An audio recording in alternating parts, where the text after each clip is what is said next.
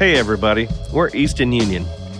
In an age of auto-tune and AI-generated content, we're a band of 4 guys who still want to get in a room together and make something special. Now we want to pull back the veil and invite you all to join us as we strive to create the best art we can and give our music a chance to connect with real people out in the world. Whether you're a fellow musician trying to find your place in this digital landscape, or just someone who appreciates organic music played by humans, we hope you'll come with us on the journey.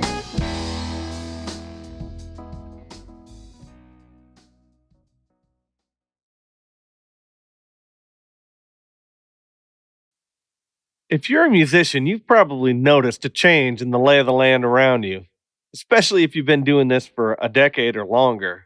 That thing we always called the scene, well, it's changed a lot. Sometimes it feels like it's even disappeared. I remember in the 90s discovering new artists on broadcast radio or places like VH1, finding out about the local bands by going out to college bars or nightclubs. Nowadays, it's likely an algorithm on social media or YouTube. Let's be honest. When was the last time you went out to check out a local band who you'd never heard before, just because you wanted to see what they were all about? It's probably been a minute.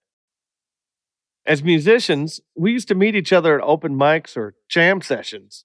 We'd form bands, scrape up 45 minutes worth of material, and start playing shows for anybody that would have us. We could build a local fan base in a year or so. Maybe 2 or 3 years we'd have a regional fan base.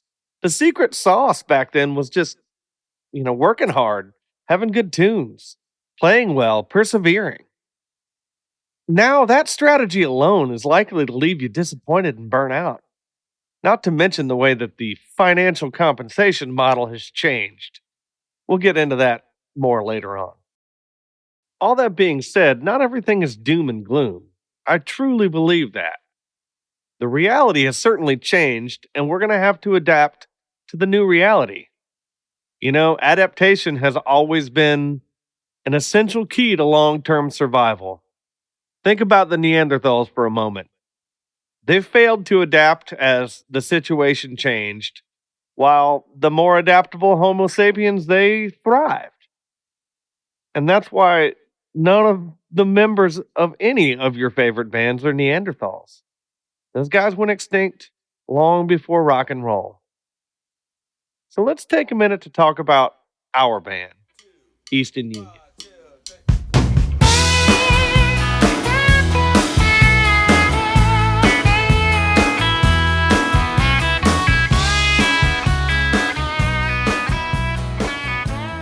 Version 1.0 launched about a year or two before the pandemic. We played a loud and sweaty show in a basement bar. I had the flu or something like it that night, so I was fighting a fever. It was a rough start, but we hung in there. We've been through a couple lineup changes in the years since then, before settling into the band that we are today. We've played some incredible gigs and some what the heck am I doing with my life gigs. We've written and recorded some great music that we are super proud of. Shameless plug. Please check out our music if you're interested. We're on all of your standard streaming platforms. That's the part that's been working great. Collaborating on music, writing and recording, developing our sound and the musical identity of our group. We've even been featured on local radio in our area quite a bit.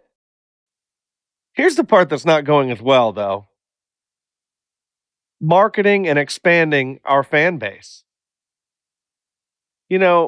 Aside from social media, we've been using that old model. Play as many shows as possible. Get on bills with other bands. Say yes as much as you can. Get on the local radio station.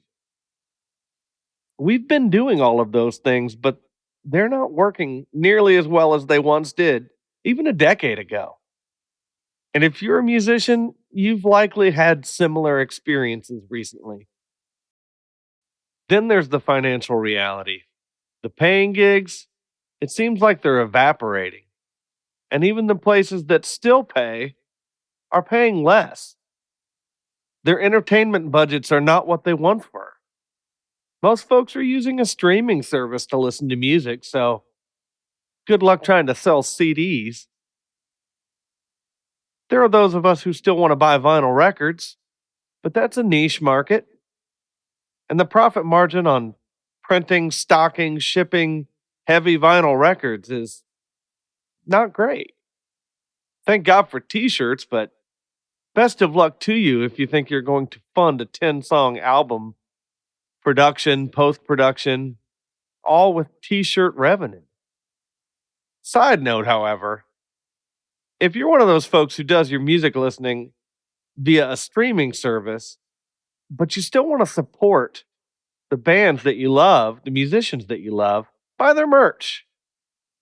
I'm a big Deer Tick fan. You'll notice I'm wearing my Deer Tick t-shirt. It's a great way for you to support a band that gives them a decent profit margin, gives you a cool shirt to wear, right? And when you do wear this shirt out, you're like a live billboard for some of your favorite artists. It's a win-win for everyone.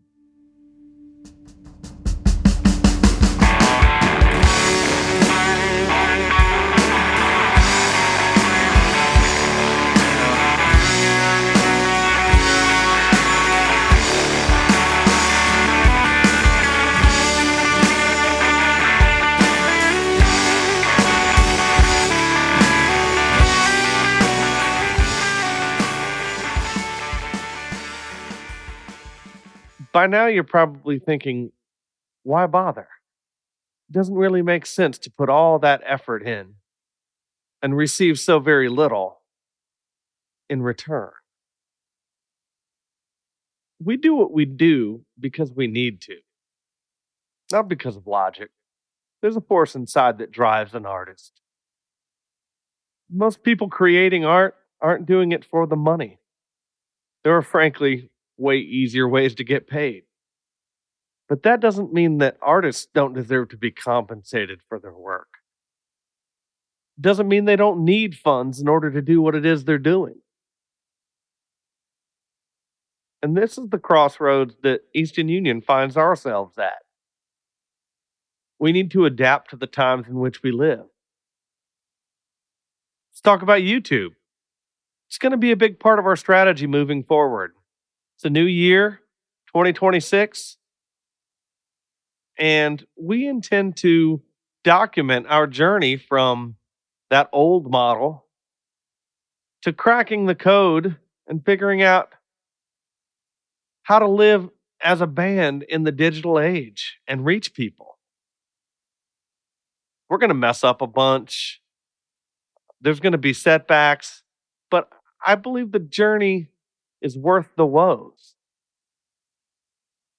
We want you to come with us, to learn from our mistakes, to celebrate our victories, to laugh at the inevitable absurdities that will unfold. But whatever we do, let's do it together. Much love. Happy New Year, Eastern Union.